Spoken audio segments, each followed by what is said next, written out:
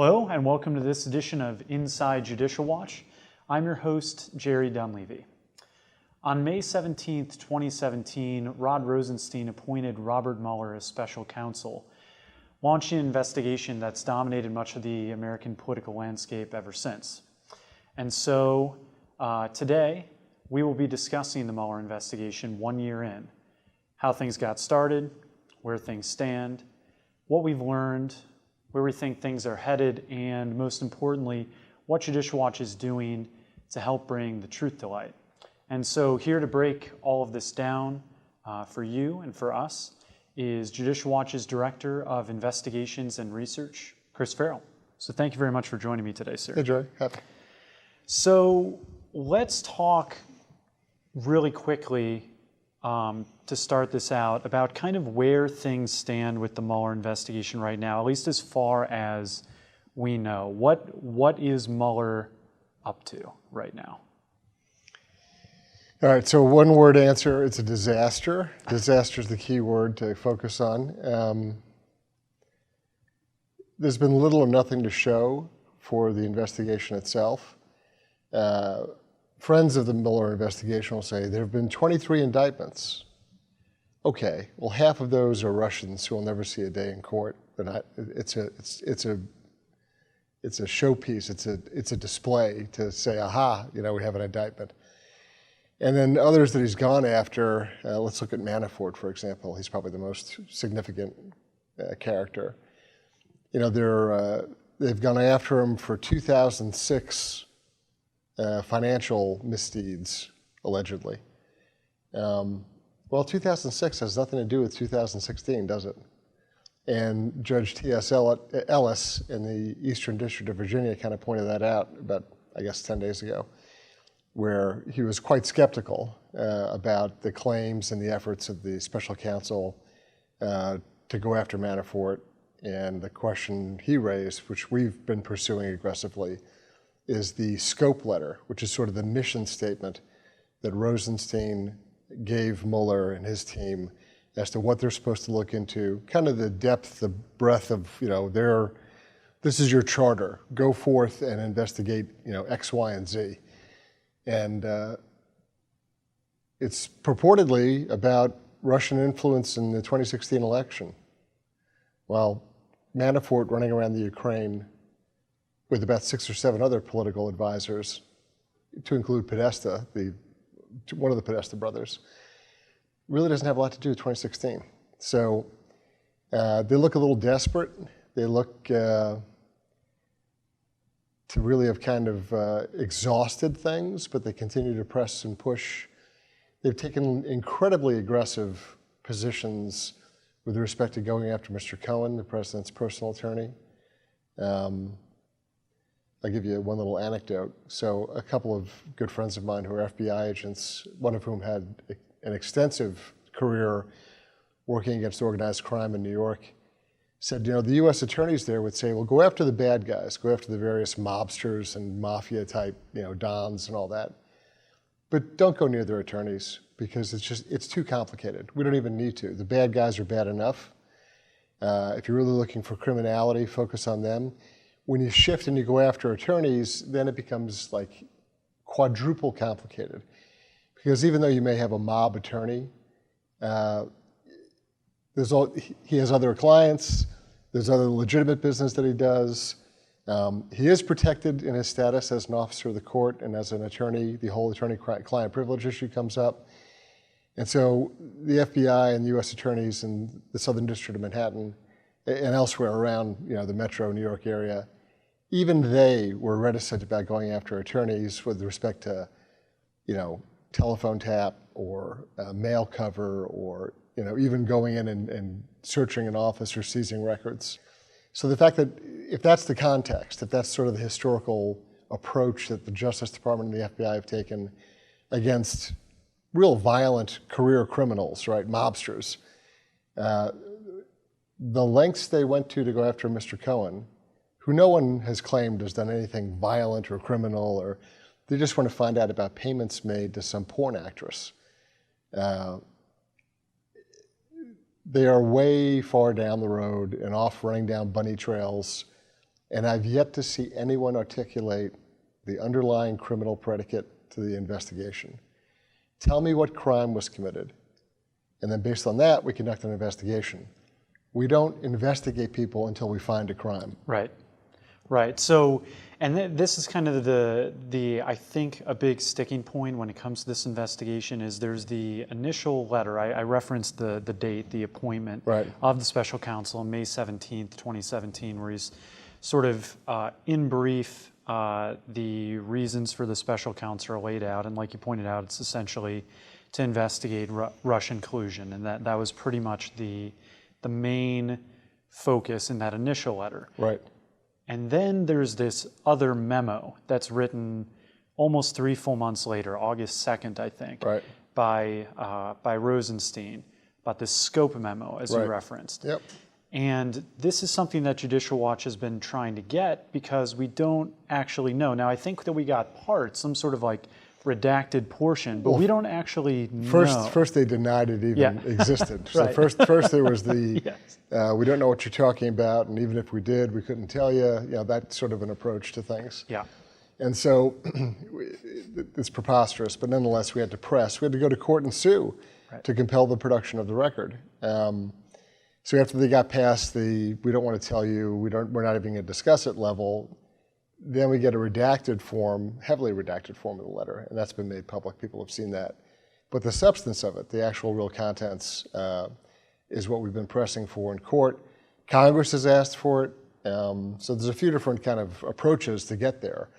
But you know, why would that memo be secret? It's a mission statement. You know, special counsel, go and conduct the following activities targeting these questions. So they're going to be compelled to produce it eventually, whether it's Judge Ellis, whether it's committees of Congress, whether it's our litigation, it's going to come out.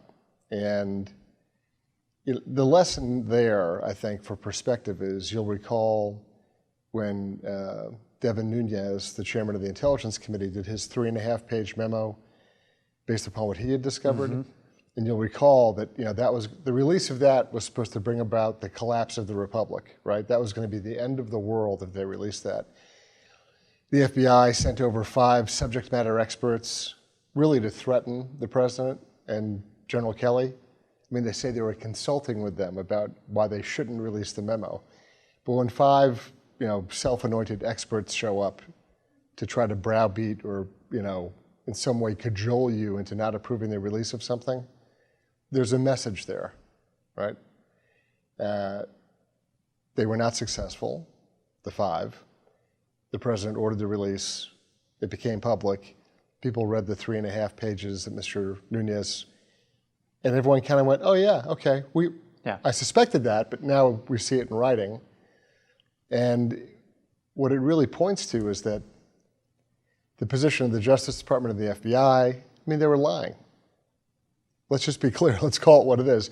When 5 guys show up and try to strong-arm you into not releasing something, and they're all experts, and they're going to tell you, oh, we can't possibly, oh, sources, intelligence sources and methods and law enforcement techniques will be revealed. None of that was true. But they're in such a panic mode because they know how bad it is that they will say virtually anything in an effort to conceal and to obscure what they're really up to. That's the lesson. So when you hear kicking and screaming about this scope memo and how, oh no, you can't possibly see it, it's all confidential, baloney. So we'll get to it. It'll be made public. But I think that our viewers should understand that this notion that the Justice Department and the FBI are these sort of, you know, defenders of justice and the American way, and they're really looking out, no, they're not. No, they're not. They've been caught, and they're frantic not to be exposed. So let's tick through some of the other things that Judicial Watch is trying to get, sort of in that same vein. Sure. And a lot of it is based on things that we know now, or at least have an idea about now that we maybe didn't when the special counsel was launched a year ago. Okay. So Peter Strzok and Lisa Page, these text messages. Yeah. talk with me briefly about kind of where things stand with getting these now and why we want them, and sort of what progress is being made between us and Congress making that happen. Right, so these text messages are pretty salacious because they're so over the top. It's the unedited, off-the-cuff, really sort of adrenaline and emotion-fueled exchanges between FBI agent Strzok, who's kind of in the middle of everything. He's really the key witness, I think, to this entire event. And his girlfriend, who's an FBI attorney, who recently resigned or retired. And it's their back and forth. And there's some pretty important stuff in their back and forth. It's not, just cutesy little love chat, whatever. I mean, they're talking about targeting people, going after stuff, who they're briefing, what they're trying to hide from public disclosure. At one point, there's a Lisa Page text message that says, POTUS wants to know everything we're doing. Well, that makes reference to Obama, right? So the notion that there was no connection or direction from the White House is exploded in that one text message, right? So there's a wealth of stuff in there. A lot of it is kind of inside baseball stuff where you have to understand FBI and Department of Justice parlance and their kind of shorthand abbreviations and acronyms to really decode what they're saying. And we've tried to do that. We've put some press releases out and some documentation out to help people understand that. But they're very important. Interestingly, just in the last, I think, 10 days, I believe it was Senator Grassley asked FBI Director Wray to go after the text messages between Strzok and Page on their personal cell phones. Right. Because there's all these official communications on their government phones, but they also are quite clear that they're using non-governmental means of communication to relay other information. So whether it's Gmail or iMessage or Signal or whatever they're using to talk to each other, Mr. Grassley said, I believe you have an obligation to pursue those. And what was Ray's response? No. No. It's outrageous. I don't know how they can, the notion, just based on what we've already seen, and they point to their non-governmental stuff as well, we'll talk about this offline or whatever. Right. That would, in theory, be the most compelling, on-point set of communications that you never want to see. And Ray says, well, I don't feel an obligation to go after their personal cell phones. When you already have this demonstrated set of behaviors and conduct and opinion. Tens and tens of thousands of these messages showing what they were thinking and what was driving them and everything like that. And then you wonder why, well, how did all this happen? Yeah. Well, so it's, to me, I don't know how Ray thinks that he's preserving the integrity of the FBI or, from outsiders looking at it saying, oh, well, he's even-handed. He's trying to just collect the facts and let's just see what it says. They don't want to. They're playing ostrich, right? They're jamming their head down in the sand so far because they have guilty knowledge, in my opinion, of just how bad it is, and they don't want to see anything further come out. Yeah. So let's talk about another aspect of this that we weren't really aware of when the special counsel investigation was launched, or at least didn't have as much knowledge about it as we do now, and that's the role that the dossier played in all of this. Christopher Steele's dossier played in all of this, and the sourcing and funding of it, and kind of what. So, walk me through kind of what we knew in May of last year versus what we know now, and what's still kind of being, at least to a large extent, sort of concealed from our efforts to, to uncover more. Yeah, the sort of bottom line up front on that is someone shot around a photo on public media or social media where it's President Trump and Hillary Clinton shaking hands. And the caption was something like, the only photographic evidence of President Trump engaged with the agent of a foreign power, right? And so whether you go back to Uranium One or whether you go back to Hillary Clinton and the DNC funding the development and the distribution of the Steele dossier. Look, Steele had to go find people in Russia who had purported to have knowledge of some wrongdoing. Those people did not work out of the goodness of their heart. They intended to be paid for the information. And I would say up in the 90th percentile that those persons involved in sort of feeding the Steele mill on this were either active agents of the Russian government, their intelligence service, the FSB, or were sort of either witting accomplices or dupes who were being manipulated to provide that information. So when you kind of just abbreviate the whole thing, Hillary Clinton, through a couple of cutouts, was paying Russian agents for dirt that was non-existent, but nonetheless salacious material to attack President Trump. A few steps removed, but... Yeah, I mean, there's arm's length, and they're very careful, right? There's always this sort of legal arm's length of, well, we didn't directly. We hired a firm, and that law firm then hired somebody else, who then used their own sources. So they're very clever in building in sort of legal insulation. But when you pull out all the happy talk and you just kind of draw a straight line, where did the money go? You know, the old line, follow the money. Follow the money, see where it went. And that's, again, that's the lesson to be drawn from this. So there's a lot of happy talk and smiley faces, and oh no, we didn't know, and we only paid them and they paid somebody else, and that's deliberate, right? That's the insulation or the buffer they build in order to pretend that they have clean hands. But if you just follow the money back, Clinton and the DNC ended up paying Russian, probably government, if not co-opted actors, to generate garbage to dump back into the American political system. That's the shorthand version. It sounds more like a President Trump tweet. But it's a shorthand that also has the added advantage of being true. Right. So yeah. Yeah. Talk with me about, now Fusion GPS was kind of the sort of the go-between, right? Sort of the that broker, the broker, right? The arm's length that we're talking about here. So, talk with me about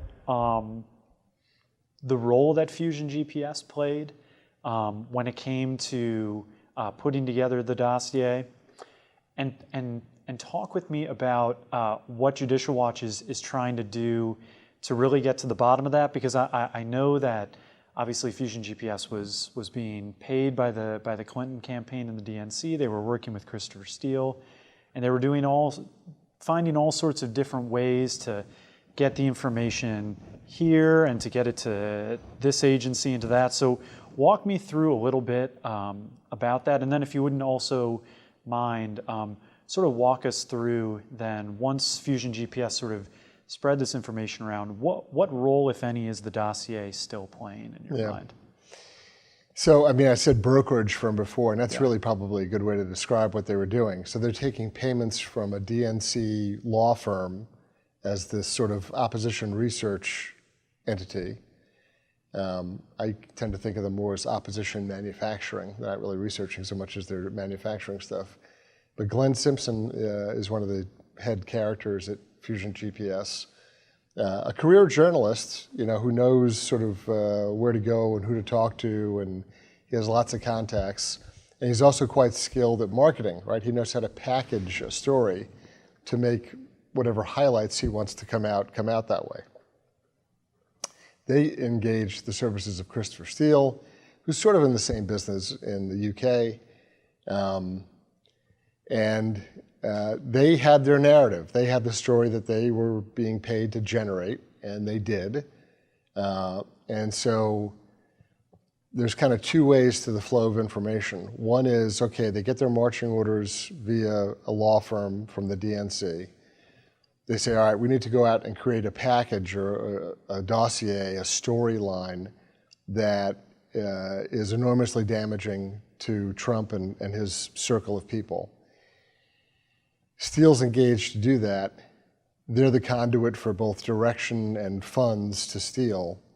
But then when they get information back, they then turn into sort of a marketing machine. And so they're going to message for them. And so that's how you see newspaper stories planted. That's how you see sort of a whispering campaign, where even if they're not explicitly going to dump information, they try to generate a certain buzz within media circles, whether it's talking to producers or other reporters or editors, saying, hey, look, this thing's out there and it's really bad. And that's a pretty irresistible lead for a lot of media types, particularly those on the left who are dying for a story just like this.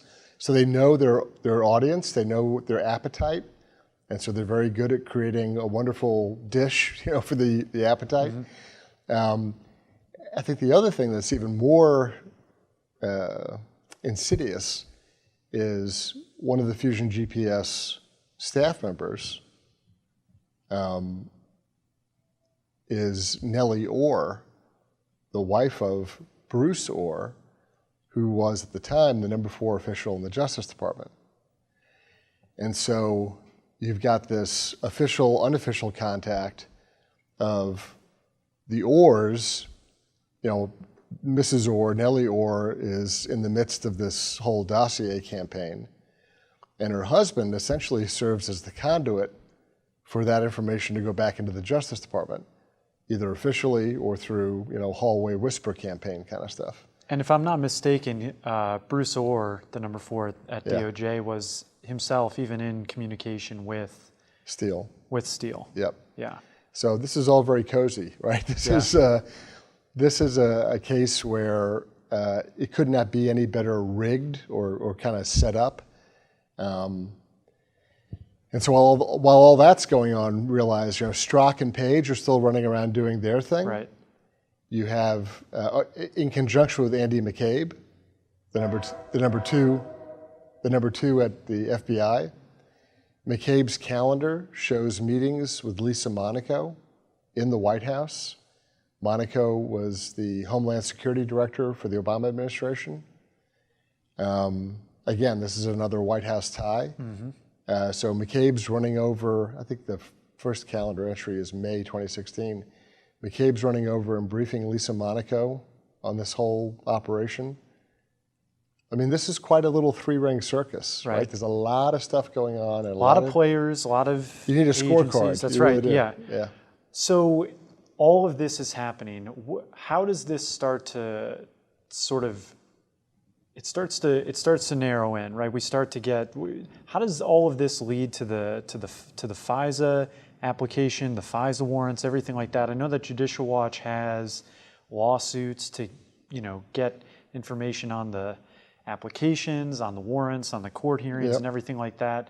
But what sort of role does the dossier end up playing there, and how do the FISA proceedings sort of guide it more towards where we end up? Yeah.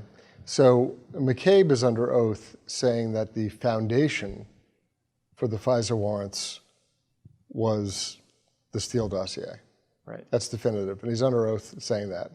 So it's kind of hard to backpedal now and say, whoops, we didn't really mean it, or it wasn't as bad as you thought, and so I think it's important for folks to understand how a FISA warrant works or what it is. And so the foundation piece for a FISA warrant is a sworn declaration, normally from a special agent, but it sometimes can be a Justice Department official, but a special agent of one of the alphabet soup of law enforcement agencies. So probably in this case, an FBI agent. And so this FBI agent makes a declaration that says, I'm Special Agent so-and-so, I've been with the Bureau for 18 years, and I've been in leadership positions, and I'm the head of this, whatever, investigation. We've been investigating A, B, and C. We've developed substantial information. We have every reason to believe that this criminal conduct is ongoing, and therefore, FISA court, based on all this background we just gave you, that I'm giving to you under oath, we request that we have foreign intelligence surveillance capability, electronic monitoring, the telephone tap or interceptive communications. We have to have this in order to kind of complete the case. Right. And that's sworn to. And that declaration from the agent then is like the main appendix or exhibit to an application from the Justice Department that's signed off on by no lower than the Deputy Attorney General. And that's their explanation and justification that, hey, look at this exhibit from the agent. Everything in there is true. We endorse that, and we find it compelling, and we're asking the court to please grant this authority. And so let me tell you something. If a Deputy Attorney General or the Attorney General is signing off on something like this, and they're making it a record in a court, this is not some like quick memo. This is a very serious document, right? Everyone's sworn to it. Right. The government lies about it all the time, unfortunately. Like the Associated Press was tapped on a false warrant. So was James Rosen, who at the time was with Fox News, another phonied up one. So they're not above lying about all this, unfortunately. They do it pretty routinely, and I think in sort of a cavalier way. But in theory, it's a very serious document and should be viewed that way, and the court treats it that way. That warrant application then goes to the court, judge reviews it. Like 99.9% of the time, those FISA warrants are approved. Right. We may wish to pause and think about that now, but that's the fact of what happens. And so that gets you the FISA warrant, which gets you the ability to monitor communications of persons that are targeted by it.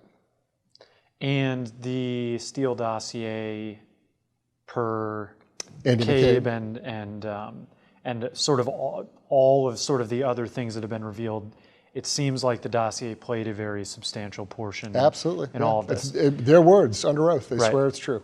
So how does that investigation lead to Comey, lead to Mueller? I mean, because we end up getting to that point where there's this investigation based on the dossier, based on FISA warrants and FISA applications and everything like that. And then how do we end up with a special counsel here at the end? Right, well, Comey, as FBI director, decides to unlawfully, selectively leak memos concerning his privileged communications with the president. And so he has these meetings with the president, both with other people there, but then also private one-on-one meetings. He memorializes those meetings in these memos. Those are federal government records. I don't care what he says on his book tour. Those are federal government records. It was, memoranda created by the director of the FBI on government time while he was drawing a government paycheck on government laptops that were secured in a government system of records that he selectively decided to go leak on and release them to his friend, who we find out was not just a friend, but he too was a part-time special government employee. It gets worse and worse as it goes on. The more Comey talks, I think, frankly, the better. And I believe he's also named that person from time to time as his attorney as well. Yeah, exactly. Right. In an effort really to insulate himself again, right? So you can't ask him any questions. Again, a very self-serving situation. But Comey does this and admits he did it in order to compel the appointment of a special counsel. And really the special counsel is going to come down to two people, either his best buddy, Mr. Mueller, who they've known each other for decades, and then other people have talked about, well, maybe Patrick Fitzgerald, another very prominent, famous U.S. attorney, maybe he was going to be appointed. Well, it turns out that Comey had already contacted him to be his personal counsel as well. Right. So this is all very convenient and cozy, and everybody knows everybody else, and it's sort of self-dealing, really. But that's how we get Mr. Mueller. And I remember sitting watching last June the Comey in front of the Senate Intelligence Committee under oath, admitting to everything we just talked about doing the memos and then releasing them to his friend and all that. And this collection of senators over in the Intelligence Committee, Mr. Burr from North Carolina and Mr. Warner from Virginia.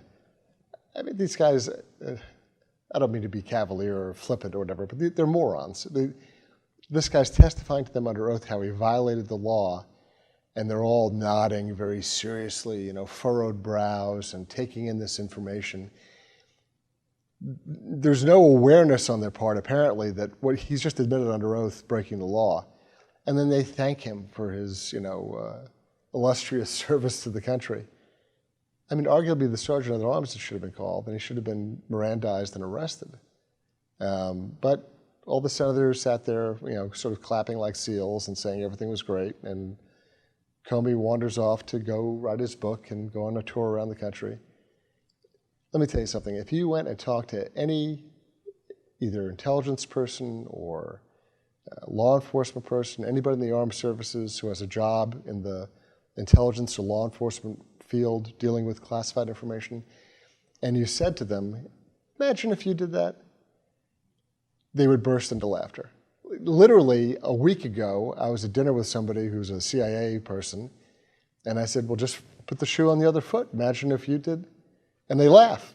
I mean, the uncontrolled, spontaneous laughter, because they know they would be hammered. Their careers would be over. They'd be either fired or jailed. And so the disparity of treatment here is another thing that I think our supporters and our viewers really choke on. They see that laws are for the little people, and if you're connected and you have enough horsepower and you're part of the government machine at the high level, you can do essentially anything you damn well please with little or no consequences, especially if you're on the right team, right? If you have the right connections, then it's no big deal. But they know whether they're a deputy sheriff or a GS-13 intelligence analyst, or they're, take your pick, any other sort of government person with some responsibility and authority, if they had abused it that way, forget about it. They'd lower the boom on them. Not just the act of taking this information and leaking it, but then also admitting that you had very specific, goals in mind in terms of creating new investigations. First, they were attempting to steer an election. Let's be very clear. They wanted to steer the outcome of a presidential election. That's just a fact. Now you can say, well, you don't know that I do know it. All you have to do is really examine the evidence and think about where they were going or where they were going and how they were doing it. They were attempting to steer a presidential election. Then when they didn't get the outcome that they desired, then they sought to immediately undermine the Trump transition and then the Trump administration. And we know that because, again, another one of Lisa Page's fabulous text messages, she even calls that effort, she gives it a nickname, like a mission nickname. It's called Latitude. And she names it that, and Strzok, oh, that's a great name. He's complimenting her on her nickname selection. So we know, the public knows, that this whole effort to attack the Trump candidacy, Trump transition team, Trump administration, from their point of view, was just one long, ongoing operation. They hated him up front. They were shocked that he was elected. And they immediately attempted to target him, meaning President Trump and his circle of advisors, to really offset or overcome or disrupt the election. And it has a name. It's called Latitude. So, the truth is bad enough. Nobody needs to make anything up when it comes to this scandal. The news coverage of it is very uneven and not even-handed. But that, I think, over time will change because, people lie and documents don't. And so the more these documents we get and we make public, it'll be more apparent. So speaking of documents, as we wrap up here, so this sort of, the genesis of this starts with the sort of the Clinton DNC, Fusion GPS, dossier, which we're trying to get documents on, leads into, among other things, but as McCabe said, a main portion leads to the FISA application, FISA warrants, everything like that. This investigation going on, which we have a lot of FOIA requests out on the FISA stuff, leads to this investigation. Comey ends up getting fired, leaks his memos, which we have FOIA requests out on that as well, and that sparks the special counsel. So there's sort of this line from one thing to the next. So, and then as the special counsel goes on, investigation goes on, as you referenced at the beginning, we now have him running into some roadblocks when it comes to Judge Ellis in the Manafort case, sort of challenging his scope and that sort of thing. So where do we kind of have this line, we're still trying to get information about all of these things, but we know a lot more than we knew a year ago. Absolutely. So where do you see it going from here as we wrap up? I mean, what is there left to learn? And kind of, you don't have to give me a prediction if you don't want to, but kind of what direction do you kind of see all of this headed, and do you see things coming to a head? So there's a few different pieces here, and they're kind of big pieces, so I'll try to be brief. Yeah. The Mueller investigation is sort of in a slow motion deflation. They would like to get to the president and interview him under oath. I think it's preposterous, and I think that even if the president wants to do it, he shouldn't, because it's just going to be fodder. Look, the objective of the Mueller investigation is there is no Trump 2020. That's the political goal and objective. This is sort of the third or fourth stage of latitude, right? The larger operation. So he got elected. We tried to damage him. There was some success, nothing substantive, but a lot of screaming and running in circles, but no real there. So now what we have to do, when I say we, I mean the special counsel, what they seek to do is, well, if we can't get him, well, then we have to so muddy him and all those around him that he's in a politically untenable state as 2020 approaches. We have midterm elections in 2018, assuming Democrats have big House pickups. It's going to be 24/7 impeachment. That's all you're going to hear. They won't say that on the campaign trail because they know it doesn't poll well, but secretly the effort is to have President Trump be a one-term president and knock him out. That's the broader sort of political goal, in my opinion. We will get more records and documents. More people will come forward and I think really be whistleblowers or a form of whistleblowing because they're disgusted. The FBI as an institution, in my opinion, is now shot. I've proposed that the entire operation be wound down and put as an investigative arm under the U.S. Marshal Service. Because I don't think it can continue given the compromised nature and the very poor morale in the field.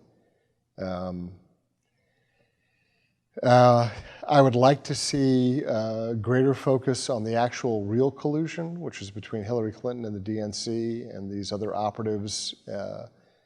They're the ones coordinating with the Russians. I'd like to see the DNC server issue resolved. If you want to talk about Russian interference and hacking and all, never been looked at. Mm-hmm. I'd like to see a connection made, and I think there is one that has yet to be fully revealed, between Debbie Wasserman Schultz and the Awan brothers on Capitol Hill and the computer information systems mischief there with the DNC. I mean, who was at the head of, well, Debbie Wasserman Schultz was the head of the DNC. She has this huge problem on the Hill with the Awan brothers, yet there's also a DNC computer hack. I mean, I don't believe in coincidences, so I'm willing to think that there's something somewhere in there that could be connected. There's a lot of rocks left to be turned over and poked around at. I guarantee you, we're more than happy to do that, and we will do that. Mm-hmm. So I guess, our viewers should rest assured that no matter how murky and long and twisted the tale is, we never quit, we never forget, we never let go. I mean, so we're going to drive this into the ground and get the answers that they're owed. It'll make people very uncomfortable and very angry and upset, and that's fine, but we're going to do it. Because this probably has been, at least in this century, the greatest threat to the legitimacy of elections, to the whole constitutional process, to the compromise of very senior people, both in law enforcement and the intelligence world. We haven't even touched on Brennan and Clapper. That'll be another show. But there's a lot of problems here, and it's not going to end anytime soon, unfortunately. It's going to be kicking and screaming to the very end. But that's what we're here for. That's what we do. Right. Because, and like you said, we haven't even touched on the involvement of the other parts of the intelligence community and the leaks and unmasking and everything. Don't forget like the efforts to plant a mole inside the Trump campaign on behalf of the FBI. There's a lot of pieces to the story. A lot of pieces to it. I think we did a decent job of kind of helping our viewers get to up to speed a little bit about where the Mueller investigation is right now and how it happened. But like you said, there's a lot more to dive into. So we'll have to bring you back. But thank you very much for being with us today, Mr. Farrell, and thank you for joining us as well. Be sure to continue to follow Judicial Watch's work: Facebook, Twitter, Instagram, YouTube.